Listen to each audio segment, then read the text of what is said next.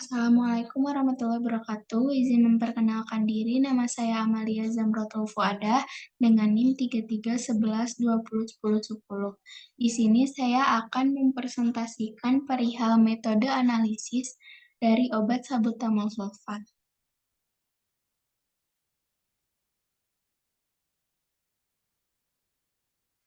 Monografi dari salbutamol sulfat ini memiliki struktur kimia obat yaitu C13, H21, NO3, 2.H2SO4.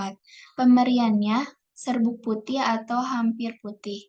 Pelarutannya mudah larut dalam air, suka larut dalam etanol, dalam kloroform, dan juga dalam eter. Berat molekulnya 576,70. Definisi dari salbutamol sulfat ini dikenal juga sebagai albuterol, yang dipasarkan sebagai Ventolin. Salbutamol sulfat ini adalah obat yang digunakan membuka saluran pernapasan di paru-paru. Obat ini juga digunakan untuk mengobati asma, penyempitan bronkus yang dipicu olahraga, dan juga penyakit paru obstruktif kronis.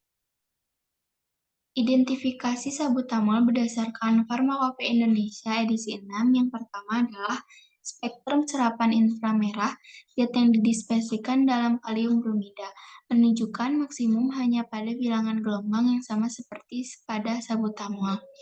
Yang kedua, spektrum serapan ultraviolet larutan dalam asam hidroklorida 0,1 N itu menunjukkan maksimum dan minimum pada panjang gelombang yang sama seperti salbutamol. Yang ketiga itu, kocok sejumlah zat setara dengan 4 mg salbutamol dengan 10 ml air dan juga saring. Filtrat menunjukkan reaksi sulfat, cara A, B, dan C itu seperti yang tertera pada uji identifikasi umum. Dan yang terakhir, nomor 4, waktu retensi puncak utama kromatogram larutan uji sesuai dengan larutan baku, seperti yang diperoleh oleh pada penetapan kadar. Di sini saya mengambil jurnal yang berjudul penetapan kadar salbutamol sediaan tablet secara spektrofotometri ultraviolet. UV salbutamol dalam 0,1 NaHCl dalam kisaran 200 sampai 400 nanometer dan ditemukan 270 nanometer. Absorbansinya diukur pada 276 nanometer terhadap 0,1 N HCl sebagai blanko. Kurva kalibrasinya dibuat dengan memplot absorbansi versus konsentrasi mikrogram per mililiter salbutamol. Formulasi tablet salbutamol yang dipasarkan digunakan prosedurnya yaitu 25 tablet ditimbang dan dihitung berat rata-ratanya, digerus sampai halus. Nah, serbuk yang setara dengan 100 mg salbutamol ini dipindahkan ke dalam labu ukur 100 ml dan dilarutkan dalam 0,1 NaHCl dengan cara dikocok.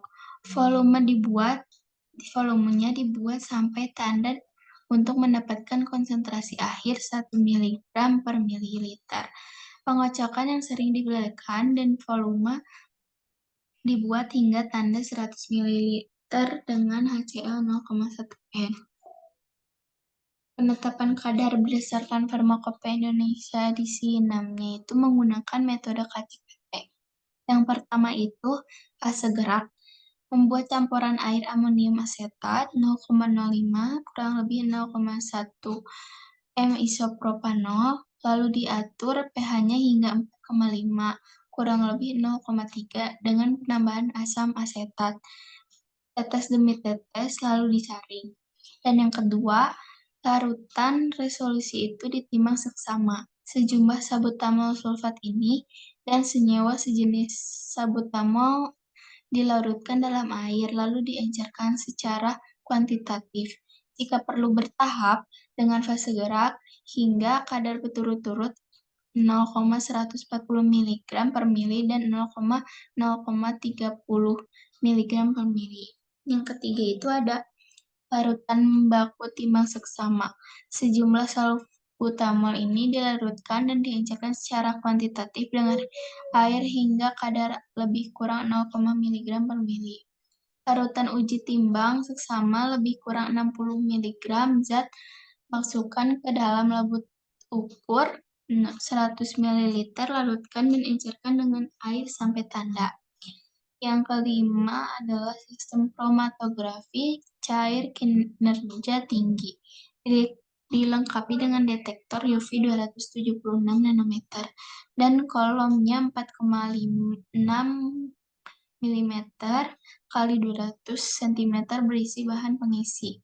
Tahap 10. Laju alirnya lebih kurang 2 ml per menit. Lakukan kromatografi terhadap larutan resolusi dan ukur respon puncak. Yang terakhir, prosedur suntikan secara terpisah sejumlah volume sama hitung jumlah dalam miligram salbutamol sulfat dan digunakan rumus RU per RS kali 100. Di sini dari jumlah penetapan kadar salbutamol sedian tablet secara spektrofotometri ultraviolet ini, penerapan penggunaan obat ini biasanya dijumpain dengan salbutamol yang merupakan golongan agonis adrenoseptor beta 2 selektif dengan efek kerja pendek yang paling aman dan paling efektif, serta digunakan sebagai pilihan pertama dalam penanganan penyakit asma. Semua formulasi memiliki karakteristik yang tidak jauh berbeda, yaitu transparan, memiliki daya tahan lipat yang ideal, serta pH yang sesuai. Panjang gelombangnya secara serapan maksimum yang diperoleh itu 451,50 nanometer. Senyawa karotenoid merupakan senyawa polyena yang terdiri atas 8-11 ikatan rangkap, terkonjugasi sehingga memiliki panjang gelombang yang besar, dan dapat mengabsorbasi cahaya dalam spektrum sinar tampak. Hasil dari jurnal tersebut berdasarkan data-data pada tabel 3 yang terlampir diperoleh persamaan regresi linier yang menyatakan hubungan antara konsentrasi larutan beta blocker karoten standar X dengan serapan Y, yaitu Y terdapat 0,0274 X kurang 0,0148 dengan nilai R yaitu 0,997, nilai koefisien korelasinya sama dengan 0,990 kurang lebih R kurang lebih 1 menunjukkan serapan memiliki nilai yang baik. Terlampir daftar pustaka. Dan terima kasih, maaf bila banyak kekurangan. Wassalamualaikum warahmatullahi wabarakatuh.